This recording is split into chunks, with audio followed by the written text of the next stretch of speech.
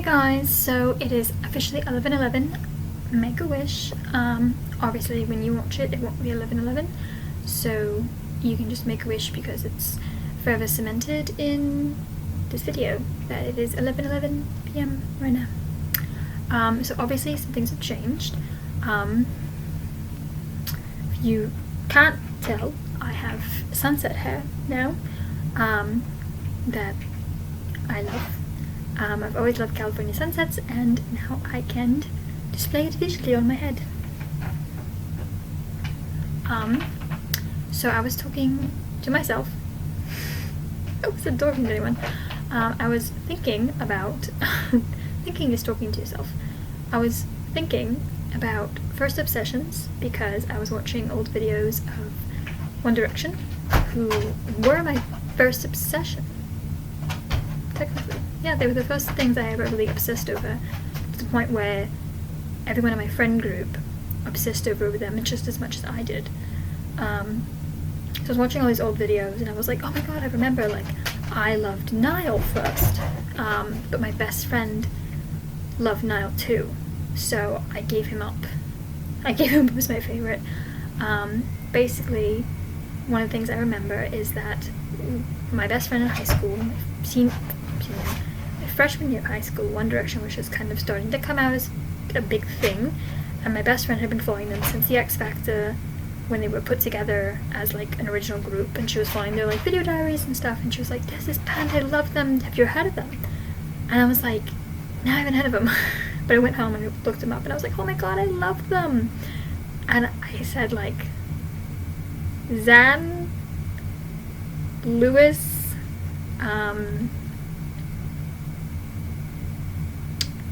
the blonde one, Harry, and the other one. And she would get so mad at me. She's like, you don't know their names? And I was like, no, like relax, like I can do this friendship thing, like, yeah, no, I'll learn the names.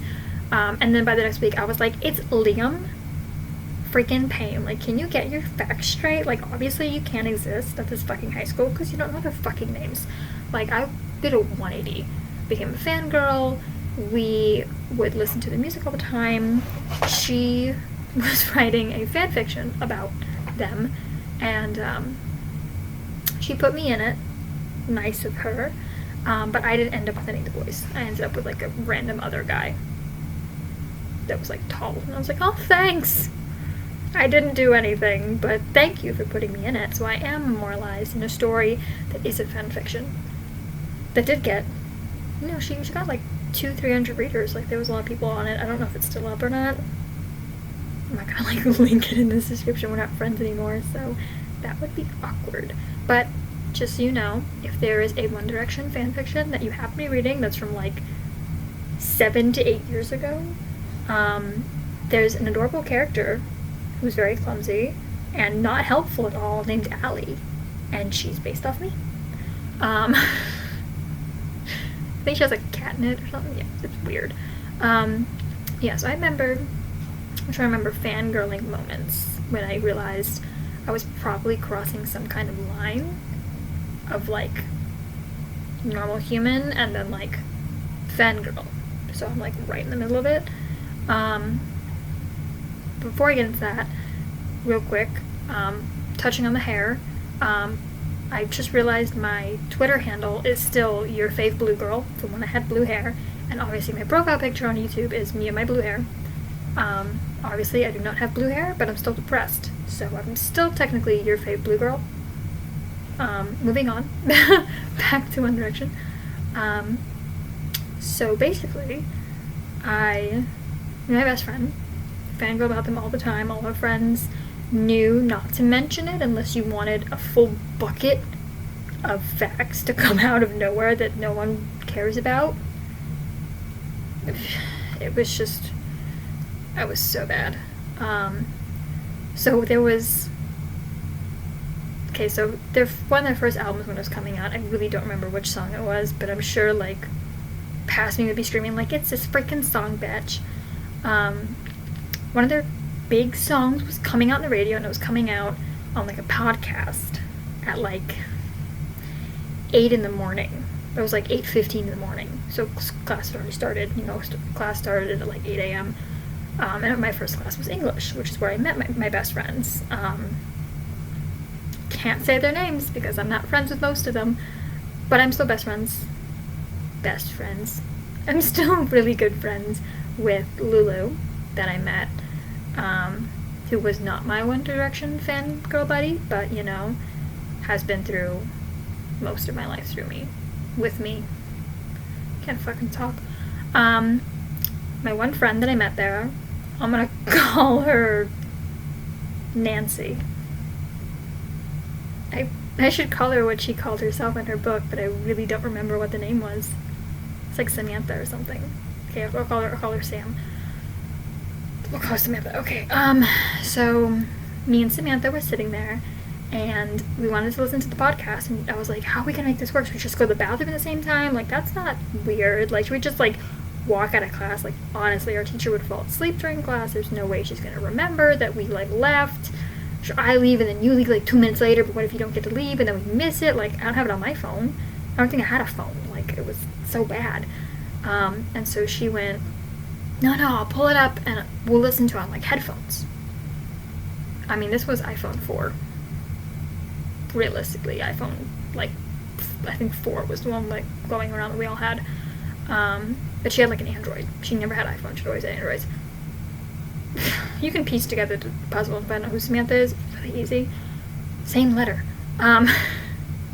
Sorry. So she pulls out her Android and she's like, no, I got it. And we're like, how are we gonna listen with the earbuds? Like, we're sitting in the front of the class. So there's, like, the teacher's desk right here. And then there's my friends, Ruby and Judith. You won't know who they are. And then there was, like, another row of, like, single chairs with, like, Alicia and all the popular kids and Carrera and everyone. And then there was another one with the one kid that always blurted out random shit that no one cared about. And then there was, like, the mini library of, like, old books that no one read. And then there was our desk, like, right there. Like, we're in the front of the room. We can't just hide. We're in the corner, like, in the side of it, but we're still in the front. And sometimes she'd leave her desk and walk over towards us. But most of the time she'd stay at her desk. She didn't like getting up. And when she did get up, she'd go to her stool at the front of the classroom and pedestal and everything. Pedestal, podium. I lived like 3 years of my life in that classroom. One, I was kind of dating her son, who we would hang out in his mom's classroom, because that wasn't weird. Coming from the daughter of a teacher, like, who had all her friends and boyfriends hang out in my mom's classroom. Even, like, okay. So we were sitting there at the desk, and we were so obvious now that I look back at it. Back then, we were like, we're so stealthy, like, no one knows. So she had her earbud in, I had my earbud in, and we had our hair, like, flipped in front of us, and we were leaning like this, because the desk ended here, and we wanted to hide the earbuds. Didn't think of, like, snaking it through the clothes or anything intelligent, or, like, through the arm, or, like, moving our arm, or, like, going like this. Like, no, we leaned, and then the whole time we're, like, fangirling. We're, like, at her fucking English lesson. I'm like, there's no way she didn't see that and be like, I mean, they're the smartest girls in the class. Fuck it, they can do whatever they want. We weren't actually the smartest girls in the class. We were pretty high up there. The smartest girl in the class, I said her name accidentally before and I didn't mean to, but it's not like it's a bad thing. Her name was Carrera. She was super, super smart, super nice, still is, she's got everything going for her. She's good. She drove by her house the other day, not in a creepy way. I was delivering food to the house, like, around the corner from her, and I went down the street, and I was like, this is Carrera Libby's house. And I was like,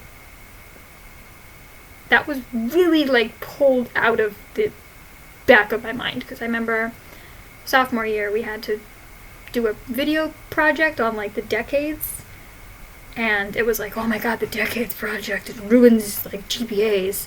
I don't remember a thing except being on a skateboard in front of Clara's house, being inside Clara's house, reenacting The Exorcist, which was our worst idea ever, and then being in my friend Edric's backyard with all of our people in the group. And there was this one kid, Adrian, and he brought a vape with him. This was when vapes were not legal. He brought a vape with him, and he was vaping, and someone pushed him into the pool. And then they all went out for tacos, but I didn't have any money. So no one bought me tacos. Because the one guy was mad, or one girl was mad at me. She's like, no, I'm not getting her tacos unless she gives me money. And I was like, I don't have any money. I'm broke. I'm 16 and broke. Yeah. And I was like, oh, if you come back, like, I could find some quarters or something. I'm starving. And I think my friend Edric gave me one of his tacos, or I just got picked up. I don't really remember what happened. That's pretty much all I remember from that entire project. The Exorcist, and her mom coming home, and we were like, oh, we're gonna go filming The Exorcist in Clara's bedroom. Cool? Okay, cool. Like, you've never met me before, but awesome. Obviously, this did not start out with the original intention of this video. Obsessions. My original obsession was One Direction. Oh yes. So, originally, when I first got an Instagram, I posted my first Instagram picture, actually it was still up, is of Niall Horan. And it's like a candid, stellar photo. He's like looking off in the distance, kind of like Lassie. And I was like, please let me drown in those green eyes. Like, it was bad. And my friend commented on my picture, my first Instagram post, and she commented like, Niall's mine! You can have Harry! And I was like, he's Irish, I'm Irish, he's got green eyes, I've got green eyes.